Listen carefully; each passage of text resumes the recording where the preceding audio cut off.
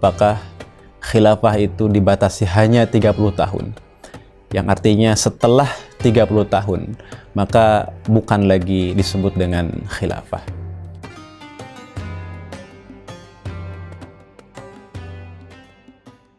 Bismillahirrahmanirrahim.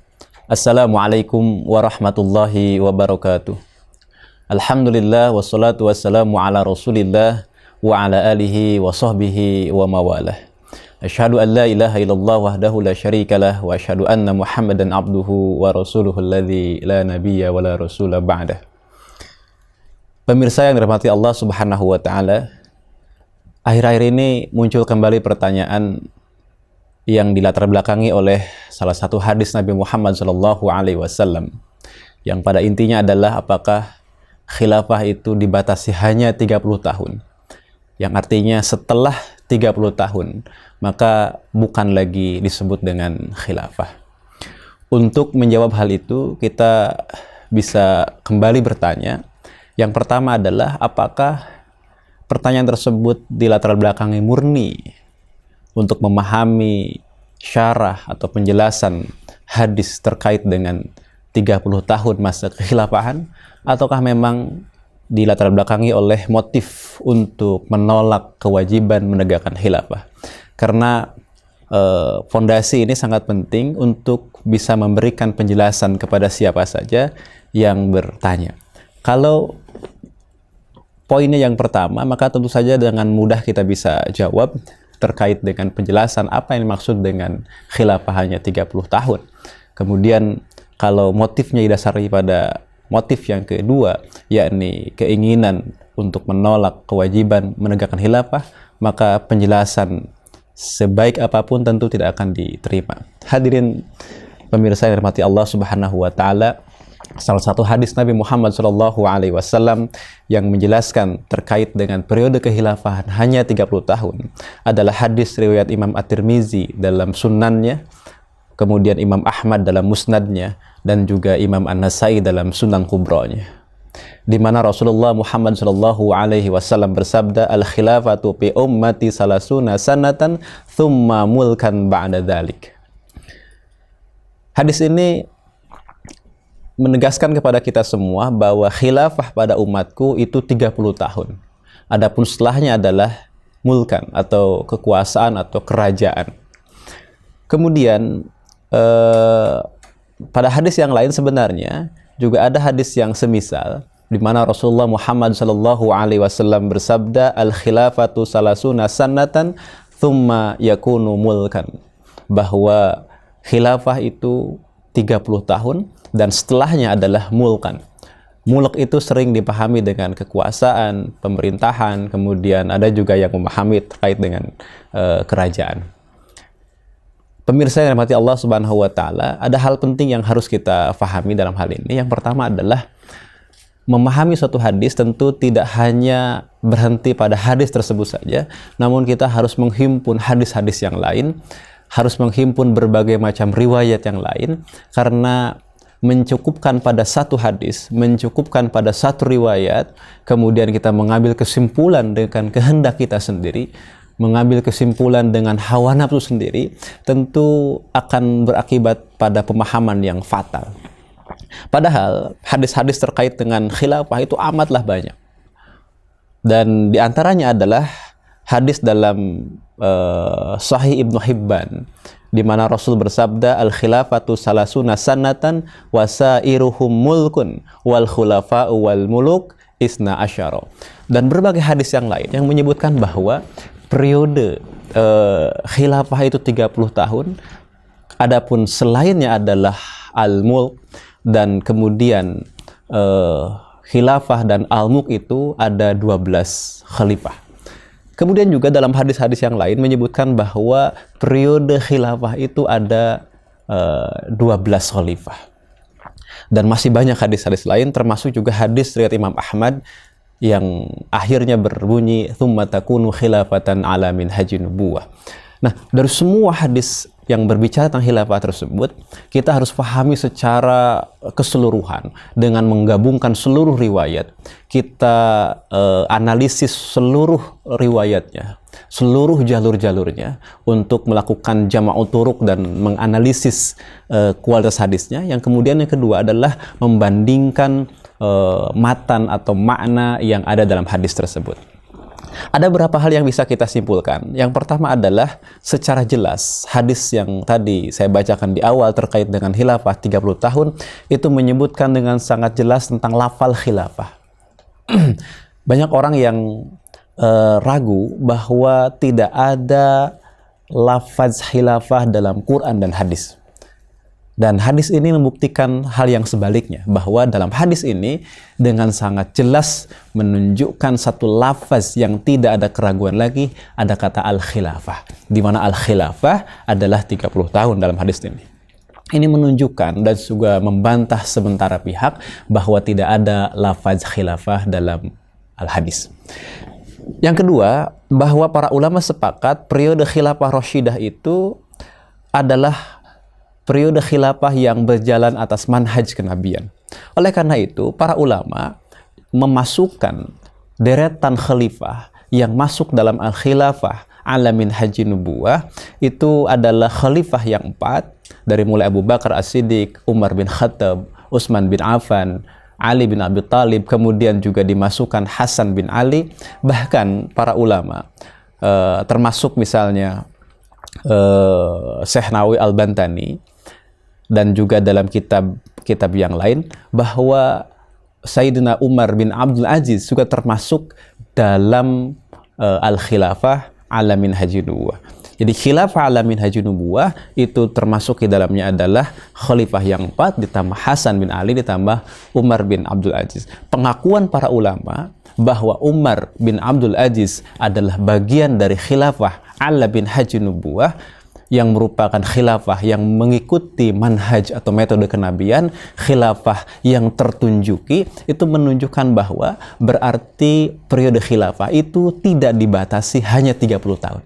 Karena kalau hanya 30 tahun, itu harusnya berhenti pada Hasan bin Ali.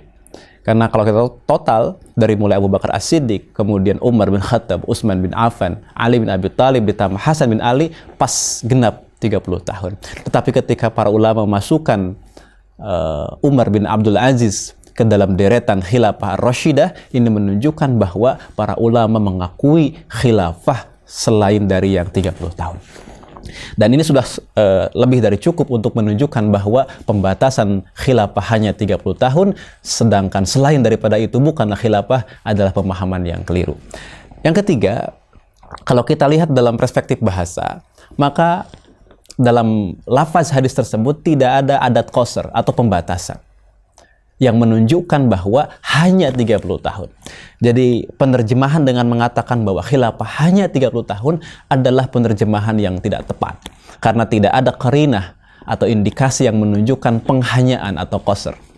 Kemudian yang keempat, bahwa lafal khilafah itu hanya 30 tahun dijelaskan oleh hadis yang lain bahwa itu adalah khilafah ala minhaji nubuwah. Jadi bukan khilafah secara mutlak, tapi khilafah yang mengikuti manhaj kenabian. Artinya ada khilafah setelah 30 tahun, meski bukan khilafah ala minhaji nubuwah.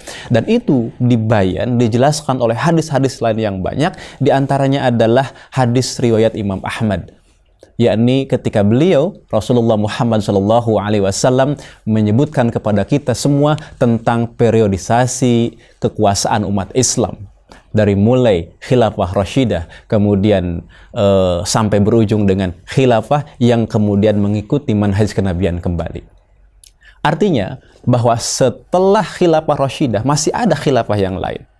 Ada khilafah meskipun dengan segala kekurangannya, dengan isa'atut tatbik, dengan keburukan dalam penerapannya. Tetapi di dalamnya ada baiat syar'i, yakni akad dari umat kepada seorang khalifah, yang itu menunjukkan bahwa semua khilafah di era Abbasiyah, di era Umayyah, dan juga di era Utsmaniyah adalah khilafah syar'i yang diadopsi dan juga dibenarkan oleh ulama umat kaum muslimin. Kemudian yang tak kalah penting adalah bahwa pada hadis riwayat Ahmad, kita ini ada dalam periode, yakni periode mulkan jabriyah, yakni periode yang diktator. Ya, setelah melalui periode khilafah rasyidah atau alamin haji nubuwah, ada khilafah yang tidak rasyidah namun disebut dengan mulkan aldan, kemudian ada mulkan jabriyah, dan nanti akan ada lagi khilafah rasyidah.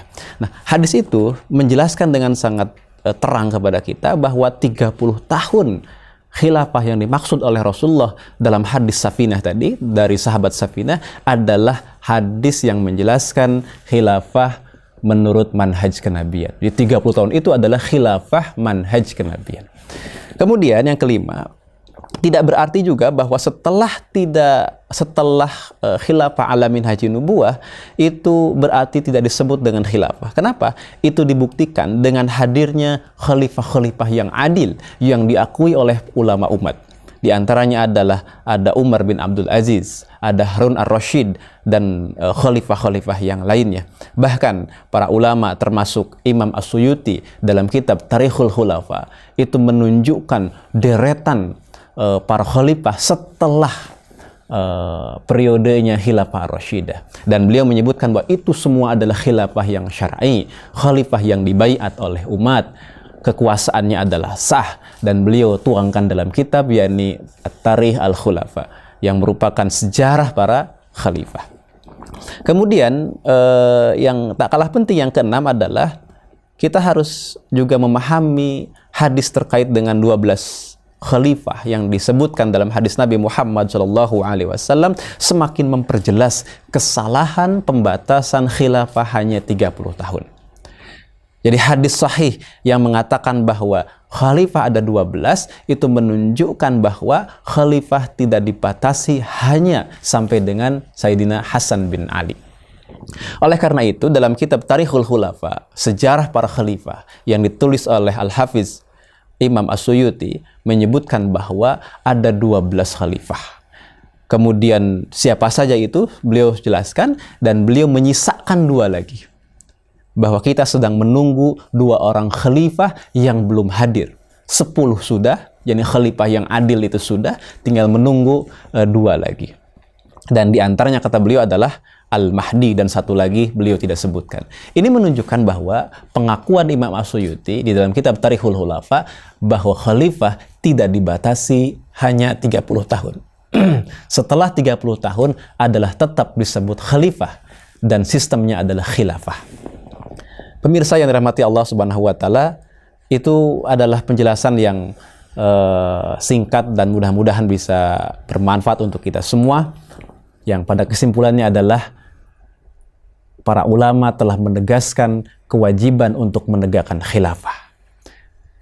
Termasuk misalnya Imam Al-Mawardi dalam kitab Al-Ahkamus Sultaniyah menyebutkan dalam kitabnya terkait dengan ijma' kewajiban mengangkat imamah, yakni mengangkat seorang khalifah.